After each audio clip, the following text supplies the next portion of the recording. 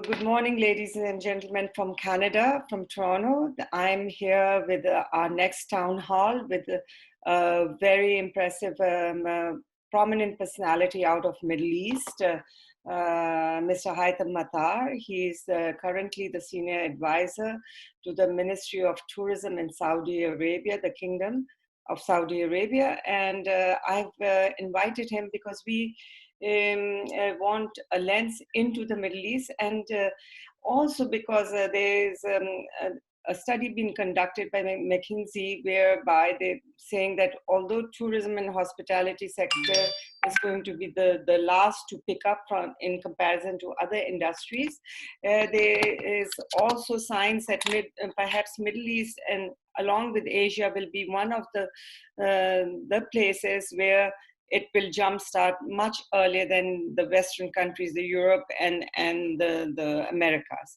So it's really important that we talk to Haitham and really get insights from him how the countries in that part of the world are today preparing themselves for the recovery. What is their strategy? What are the core strengths and activities that they are planning to apply? Haitham, welcome to our town hall. Welcome to World Tourism Forum Institute, and thank you for being with us. So tell us a little bit about yourself to begin with. You are such a man of so many shades and colors. Thank you, Sumaira. I appreciate it. I think the only shade I wear is actually the hospitality and tourism shade, which has been, something I've had through and through my career. As many of the people who know me well, they know that I started in the industry when I was 17 years old and stayed within the hospitality industry. And I've worked for predominantly three main key hotel operators or hotel management companies in the world, which is the Marriott, the Intercontinental Hotels Group, and Hilton Worldwide. And I held leading positions or senior leadership positions in these companies, especially in IHG, where I was in charge of Middle East Africa sales and marketing, and also had a director of operations role. So I had a well-rounded experience between operations and sales and marketing, or commercial, if you like.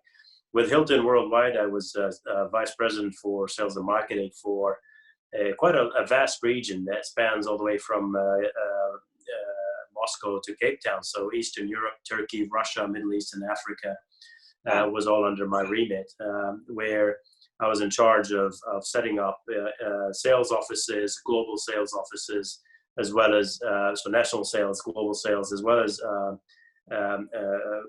working closely with developers and owners to increase Hilton Worldwide's footprint in those regions, and also, of course, the inter-regional and cross-border travel. I then made my way into a government role where I was CEO for Ras Al Khaimah's Tourism Development Authority, where I worked very close and reported to His Highness the Ruler, Sheikh Saud bin Saad Al Qasimi, on the vision and strategy for tourism, and I was in charge of developing the entire tourism infrastructure and developing product and experiences that would attract visitors from across the globe into what was then relatively unknown emirate. One of the key achievements there is building the longest zip line in the world. And it was part of the strategy was to position Ras Al Khaimah as the adventure hub of the Middle East.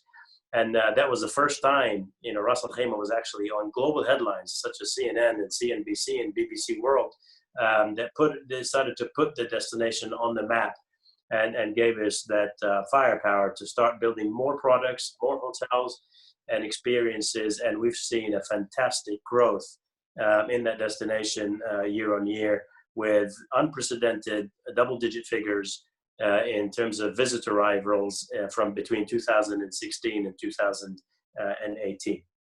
I'm now senior advisor to the Ministry of Tourism Saudi Arabia, and here I worked very close with the Saudi Tourism Authority in building the on-the-ground product, enabling the DMCs in the private sector, as well as developing key source markets, routes, when we talk about routes or airlines into the destinations, and developing the overall commercial strategy for Saudi tourism.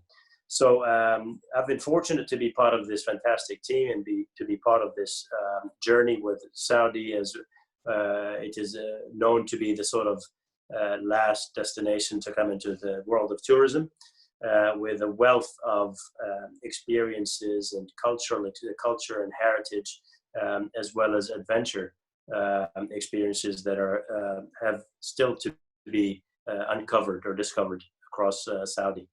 Thank you. Thank you. That's a really very broad experience that you have, right from hotel management to consultancy, strategy, working with the DMOs, destination management organizations, and setting them up. And that's an entirely different experience altogether, right? And then inviting investments into these destinations. Rasul Khaimah, nobody had heard about it in those days, and I remember when you were there.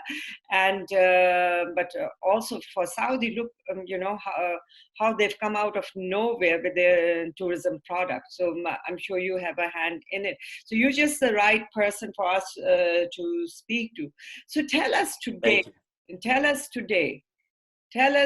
what is happening in Middle East. How is that part of the world preparing itself? I want to specifically focus on recovery. I don't want to talk about COVID. Everybody knows that what is happening. We have the numbers are quite clear. There's 1 million jobs just in travel and tourism are being lost every day. And but tell me how the destinations in that part of the world are preparing themselves. Are they in state of readiness? Is there a wait and see game? Are they looking westward? More getting a cue from there, from WHO, but or they have their own plans and strategies, based on their culture of hospitality and traditions and a little bit of beliefs in that part of the world. I think, look, you've hit the spot by saying, is there a wait and see, or is there a plan at hand? Our destinations ready? And there's a mix of both. There's a mix of wait and see, and there's a high level of uncertainty today. I can tell you the uncertainty still lays within the fact that the number of cases are still rising, and people want to see some sort of a stability. I think some of the research and the studies that I've seen recently from the Middle East itself indicate that people will travel even if there is no vaccine. However, they want to be reassured that they are safe and that they are going to travel to destinations or hotels or experiences that are quite strict in implementing the protocols with regards to sanitization, and let's not call it social distancing anymore. I think we should call it physical distancing, because we still need to socialize, right? Even when we go out. So that physical, so that physical distancing protocol, how does it look like? How do hotels and DMCs and the airlines have already announced, right, what they're doing in terms of check-in procedures. We've seen Dubai airport being ready. We've seen Abu Dhabi airport being ready for travel. The airlines, Emirates Airlines, have taken the lead on what they are doing in terms of sanitization and providing safety and personal and hygiene on these flights. So the general consensus are, people feel the industry will recover, and it as it has in the past. Although this is unprecedented, we haven't seen anything of that magnitude that hit the globe at such such a high. What are they seeing? Is it 2020, end of 2020? Is it 2021, first quarter?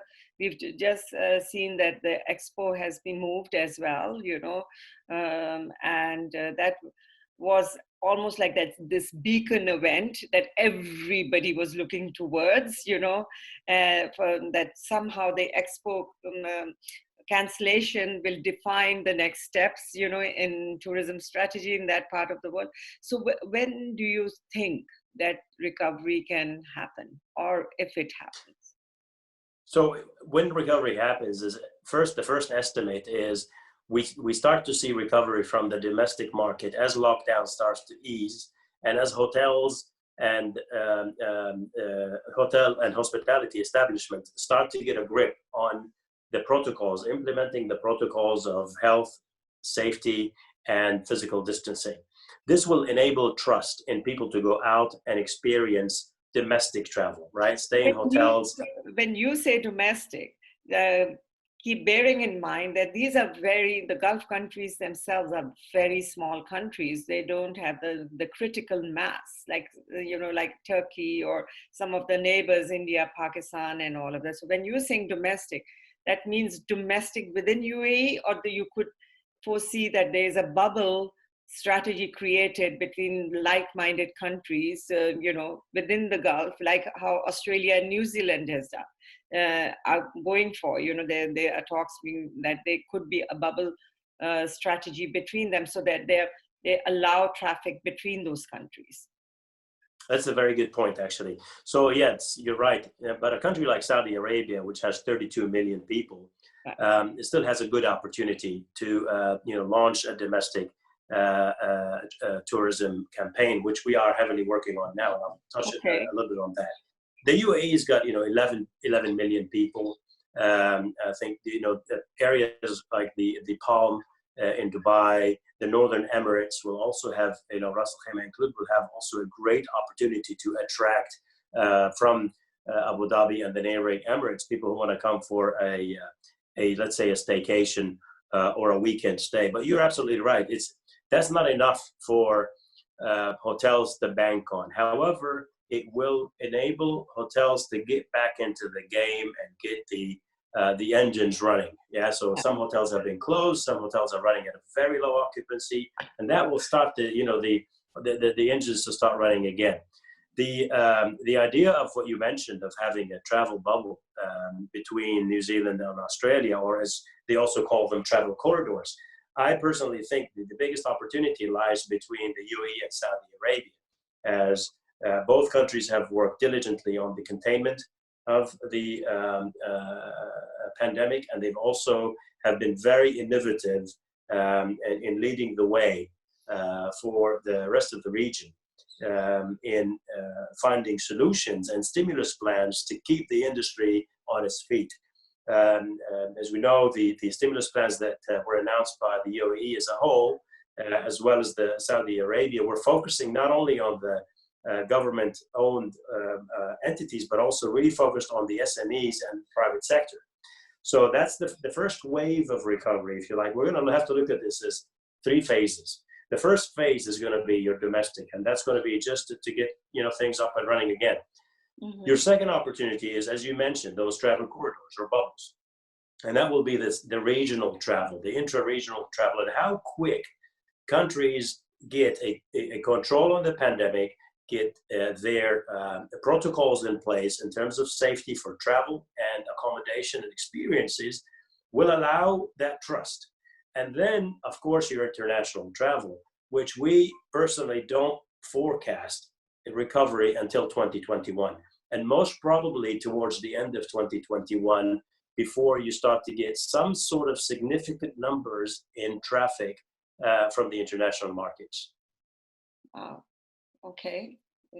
So you are saying it's a good 18 months lead time we are looking at, right? If we look at, well, this is exactly what Emirates has announced.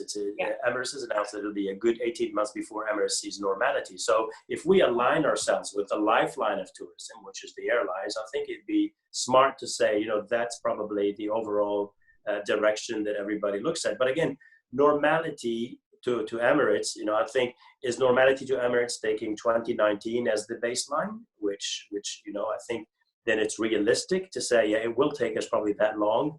And I always refer back to, things I read about the Spanish flu, which, took the lives of 500 million people, but also took the world 2 years to recover.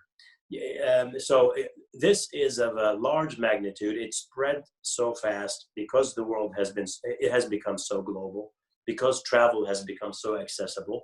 But the world also is more aware today, and the world is more alert and more agile. And I think agility plays a key role in the recovery process and how we get back into business with tourism. Right. That's interesting. I so thank you for that context that you've given us between UAE and Saudi. What are you hearing? What are you learning about the rest of the region? And these countries are in the middle of Africa and the rest of Asia. So what are you hearing about? Let's say a little bit the traffic from Africa, India, Pakistan, all of these places. What impact will they play? What role will they play, going forward for the tourism to take off in this part of the Excellent. Excellent. Look, so I'm fortunate to be part of the Project Hope Task Force, which is with the African Tourism Board, led by the former Secretary General of the UN WTO, yes. Dr. Farid. Yes. And there we have ministers from most of the African countries.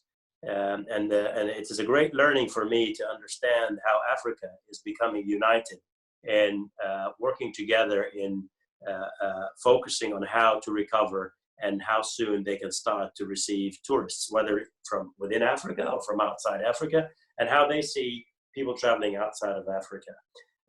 But also, I'm in close discussions with some of the top tour operators and travel agents across Europe, the United States, and Asia. And most intriguingly, I think I see a lot of effort made from India. The tour operators in India have been extremely proactive in reaching out to me to say, look, let's have a plan together. Let's get ready to push the button, because we truly believe, the Indian market is ready to go. They want to travel out to Saudi. They want to explore. Similarly, I'm in touch with one of the largest travel agents or tour operators in the world, which is Trip.com, also known as C-Trip. And we are already weaving our plan for recovery out of China. Whether this is in 8 months or 10 months or a year's time, we're going to be ready to start receiving, whether we like it or not. China is the largest outbound destination in the world. We all destinations in the world, we all need this traffic to come back. Followed by Germany, which is again one of the largest, and the entire Europe. You've got over 300 million people traveling out of Europe on an annual basis. So these talks with the travel agents and the tour operators are reassuring that although some of them, feel the crunch and are really hit hard, and some of them feel they've come down on their knees right now with how much they've impacted with cost and lack of revenues. But also, I think they're going to be banking, from what I hear from all of them, on destinations that are established and are ready to receive tourists. I think they're going to be less inclined to work on developing products from scratch or building new experiences. I think they are really going to bank on destinations that people miss. I want to go back the traditional really soon. Yes. They're very low in cash, so they want to generate cash really quickly. So anything that's ready and on sale and on the shelf, they're going to go. And this is really important, that every destination must have its recovery plan ready to pick up and go. So whether it's your marketing campaigns, whether it's your media slots, whether it's your offering, and really important is, what are you offering tourists to ensure their safety? That's going to be, I think, the major one deciding factor. So I hear that it's the go-to-market strategy, the readiness, that's going to play a critical, and the destinations who can get that right, the messaging right, are the ones who are going to be above the curve, right? So, absolutely. Yeah. So, and let me share with you what we're doing in Saudi, for example. Look, so what we're doing now in Saudi, we've been working together very close with the Ministry of Health, Ministry of Transportation, the Ministry of Chamber of Commerce, and what we are doing together is putting together our recovery plan. So we're letting the Ministry of Health lead the way in setting the guidelines and standards when it comes to physical distancing and sanitization protocols, that it gets applied onto all tourism establishments, covering the entire industry with all its sectors. But we're also now highlighting which destinations could be attractive for the Saudis to discover within their own country. There's so many. Saudi is a continent. It's so huge and it's so diverse, with landscapes where you have snow on the top of the mountains, you've got green top mountains, you've got rivers, it's beautiful. But most Saudis don't know their own country, so they get really intrigued by videos that they see, showing the destination. So we're now building a cohesive plan for recovery, and we still don't know when the airport authority is going to give the go for airlines to stop flying. We have assumptions. We say, okay, maybe June 1st, maybe July 1st. But I tell you what, Sumaira, we can't wait hand-folded for something to happen. So we have pulled all our energy together. We have pulled all our plans together. And as soon as we have news about domestic flight ready to go, we're ready to go. Right.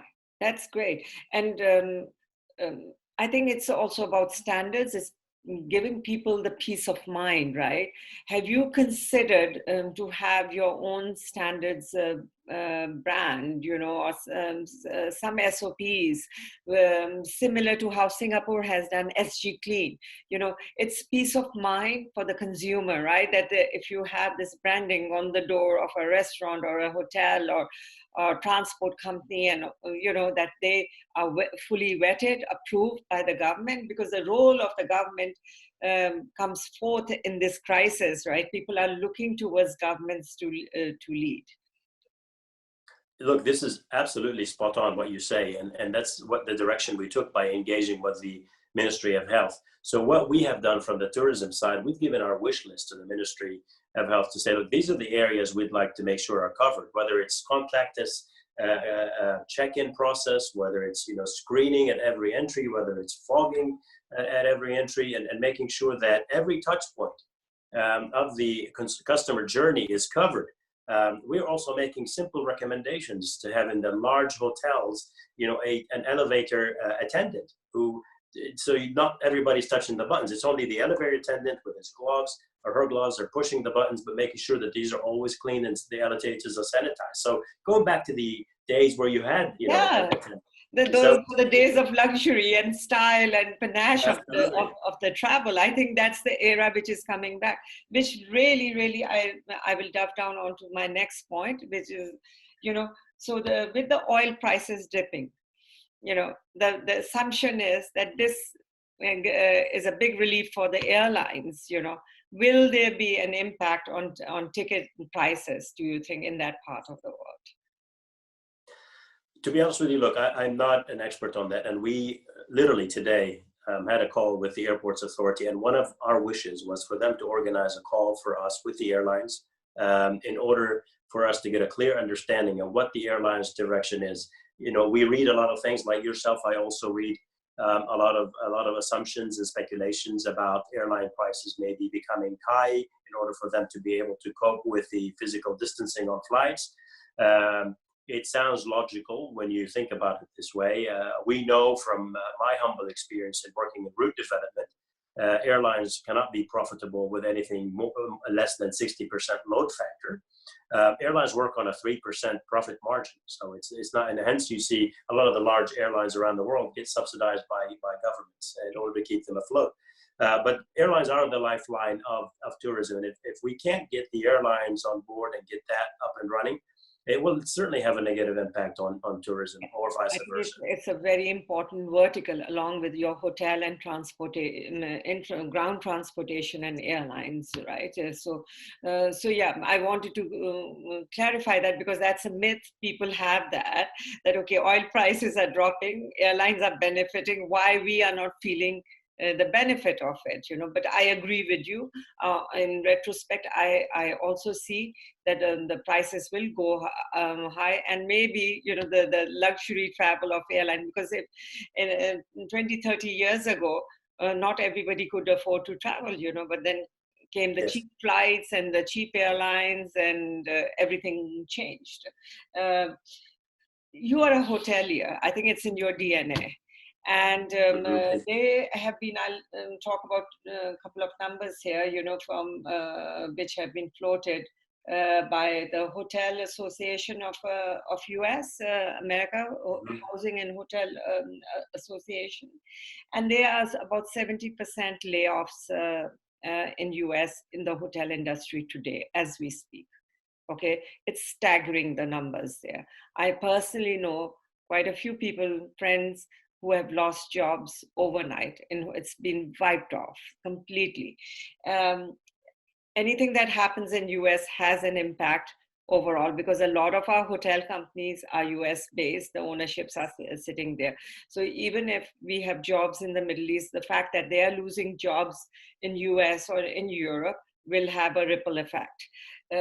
So that's my one question, that how do you see the hotels in Middle East bracing themselves up against this another pandemic, which is unemployment? And my second question is about hotel projects. Okay, so in US, in Europe, there have been several hotel projects which have been development projects which have been abandoned. It's about 1,030%. Okay, hotel projects which have been abandoned. We know in Middle East there have been a lot of investments, lots of new developments coming online. What do you see? Do you think there will be a situation of ghost hotels and ghost buildings there, or do you think the developers will see a renewed surge or opportunity in particular in that region? Look, I'm both an optimist and a realist at the same time. And if I address your first question on unemployment in the hotel industry, I think whilst the number is quite larger, and when we address the number of people who lost their jobs, and look, our hearts and thoughts go to them and their families. It's difficult times when you lose a job during this sort of any time, to be honest with you. It's never a good time to lose a job. But also, I think we really should also recognize the amount of effort that's been done by some of the hotel owners in retaining people. They've had to go through salary cuts and a reduction on benefits, but that's all as an exercise in effort to keep their employees. Because I can assure you, the closure of a hotel and to keep a hotel open, running at zero occupancy, is the same cost.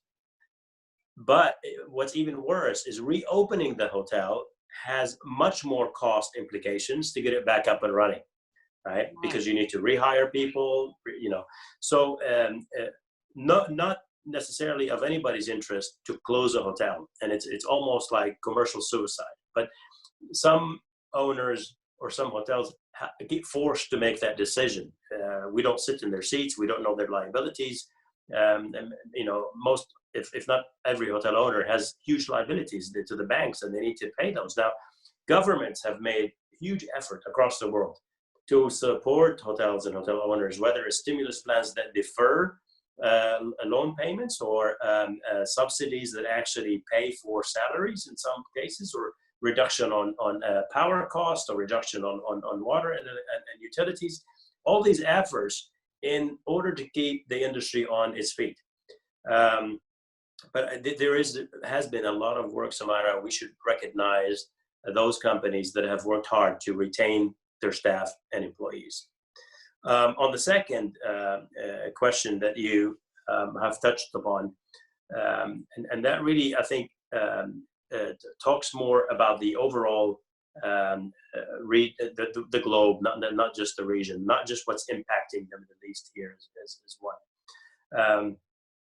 And if I think now about the recession of 2008, which Dubai was one of the most hit cities around the world, right? Because the investment was very much on real estate.